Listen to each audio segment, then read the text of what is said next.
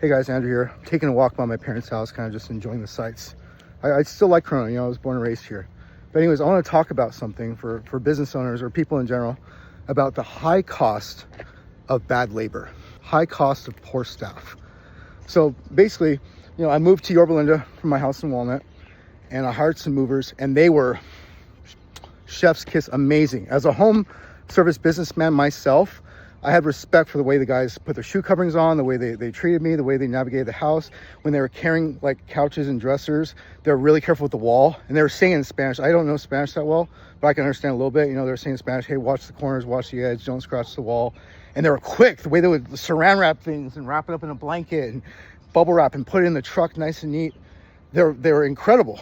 And it got me thinking about a story I wanted to tell 2 months ago, but I didn't want to insult the guys that I have working for me, so I decided not to post it. And also, it makes me look bad if I complain about my workers. It reflects on me. I'm the one who freaking hired them in the first place. I'm the one who trained them in the first place, right? But there was a job I had, a roof cleaning job, and my crews were busy. Every one of my guys were busy. We had way too much work on the schedule, but I had to take on this job because it needed to be done, or else I'd lose the deal. So I reached out to a friend, hey, do you know any subcontractors who can take this? And I found one. I found one to do it, honestly, transparently, for a third of the price of what I charged the customer. What I charged her is the going rate. These people did it for super cheap. And, I was a little bit suspect because I was like suspicious. How can they do it for so cheap? Anyways, the guys get there in the morning. I meet them. I greet them. I show them, hey, we're doing this part of the roof. Go ahead. And as I'm watching them work, I walk away and I'm shaking because I'm thinking, holy crap, these guys, what a difference it is to have people on the job who know what they're doing, who are competent. And I don't want to put down my guys because they're great in all their ways, but these guys were efficient. This job should have taken 3 people. With my pressure washers, 10 hours, right? And so I told these guys, hey, it might be like a whole day, it might be like a 10-hour thing. They said, no problem, man, we got it. I left, after watching them, after overseeing them, I left for a little bit, run some errands, picked up some food, got a coffee, and I get a call after 4 hours. They said, hey, boss, man, we're done. I said, what? No, I can't be right. So I drove back to the job site, and I pull up, and everything is pristine. They're wrapping up all their equipment, and I was like, holy crap.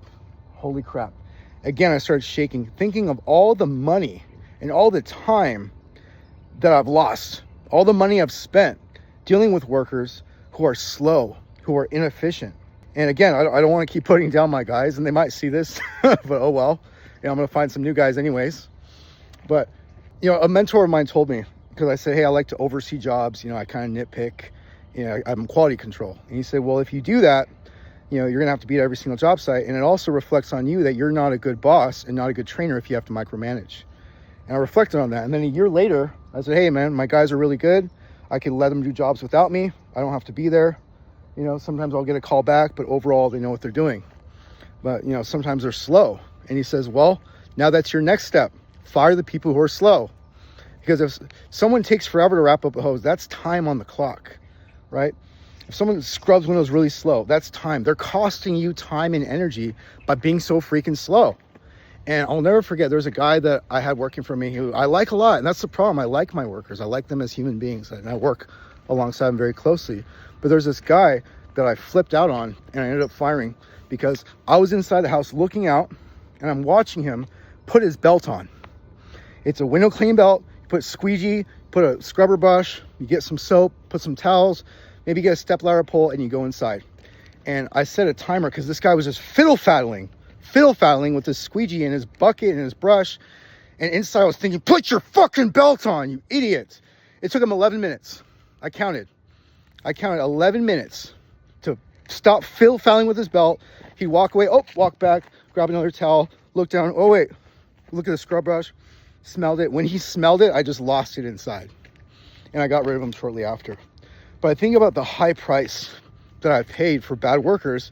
And then there was a worker of mine who flirted with the customer, got rid of him. That could have been a sexual harassment lawsuit, right? There's customers I've lost because guys have said stupid things on the job. And you can't teach people, hey, say this, don't say this, right? You would hope that they have common sense not to say stupid things.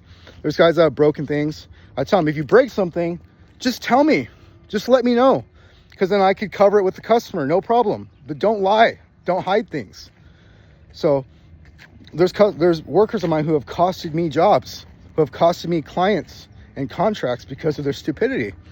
There's a guy I had working for me for a while who played pranks on the other guys, and he was disruptive and way too chatty. Cut that guy out, get rid of him. That guy ruins the flow of work. He's disruptive to the flow of work. You have to get rid of people like that. There's no reason why I shouldn't have crews of guys who work like these movers who moved me from my old house to Yorba Linda where I live now. There's no reason why I should be looking at guys just quickly scrubbing windows, putting the ladder up safely according to OSHA regulations, doing that without chatting, without being disruptive, without playing pranks on each other, without all this stuff that these guys have done. And so years ago, my issues used to be crazy customers. But as I dealt with, as I built up my clientele list and dealt with mostly high-end clientele, a lot of those problems went away. Then it's crazy workers now, and I have no one to blame but myself because I freaking hired the guys. And that's what my mentor told me. I said, man, what should I do about this guy? He's doing this, he's doing that. He said, fire him, fire his ass, get rid of him. He said, you're the boss. You're not an employee that has to put up with other bad employees. Fire him. And I was like, well, but I like him. It doesn't matter. He's costing you money. There's a high price to pay for bad labor. Think about that.